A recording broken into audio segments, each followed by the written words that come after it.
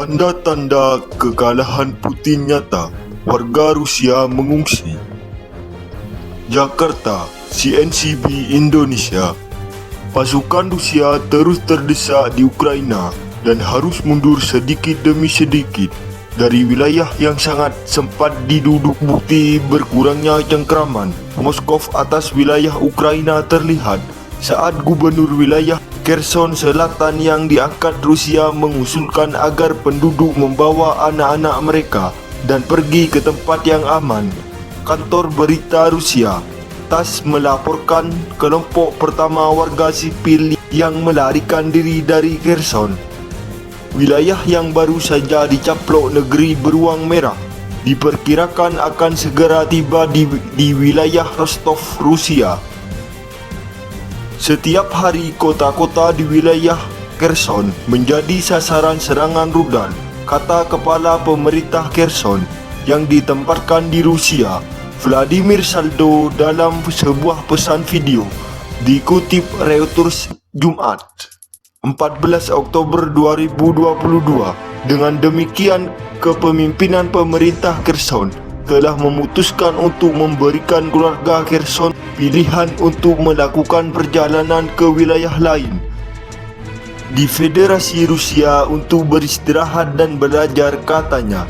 Kami menyarankan agar semua penduduk wilayah Kherson, jika mereka ingin untuk melindungi diri dari konsekuensi serangan rudal, pergi ke wilayah lain, katanya. Imbauan untuk pergi terutama diterapkan kepada warga di tepi barat sungai Dnipro. Itu termasuk ibu kota regional, satu-satunya kota besar Ukraina yang direbut Rusia secara utuh sejak serangan pada Februari. Kherson adalah salah satu dari 4 provinsi Ukraina yang diduduki sebagian yang diklaim Rusia telah dicaplok dalam beberapa pekan terakhir dan bisa dibilang yang paling penting secara strategis. Ini mengendalikan satu-satunya rute darat ke Semenanjung Crimea yang direbut Rusia pada tahun 2014 dan mulut Dnipro, sungai sepanjang 2.200 km yang membelah Ukraina. Sejak awal Oktober, pasukan Ukraina telah menerobos garis depan Rusia di sana. Dalam kemajuan terbesar mereka di selatan sejak perang dimulai. Sejak itu, mereka telah maju dengan cepat di sepanjang tepi barat, bertujuan untuk memotong ribuan tentara Rusia dari jalur pasokan dan rute pelarian potensial di seberangnya.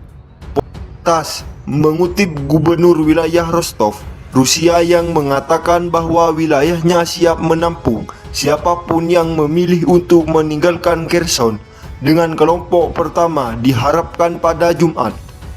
Sementara itu, penerbangan warga sipil dari Kherson akan menjadi pukulan besar bagi klaim Rusia yang telah dicaplok sekitar 15% wilayah Ukraina dan memasukkan wilayah seluas Portugal itu ke dalam Rusia.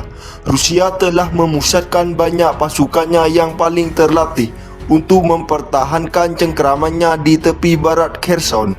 Namun, kekuatan itu hanya dapat disalurkan ke seberang sungai yang lebarnya beberapa kilometer dan memiliki sedikit penyeberangan.